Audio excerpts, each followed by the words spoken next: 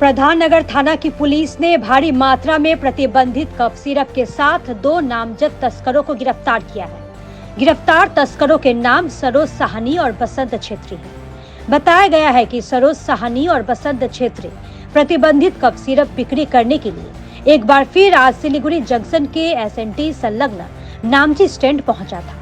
इसकी खबर मिलते ही पुलिस मौके पर पहुंची और दोनों को गिरफ्तार कर लिया। जब दोनों की तलाशी ली गई तो भारी मात्रा में कफ सिरप बरामद हुआ।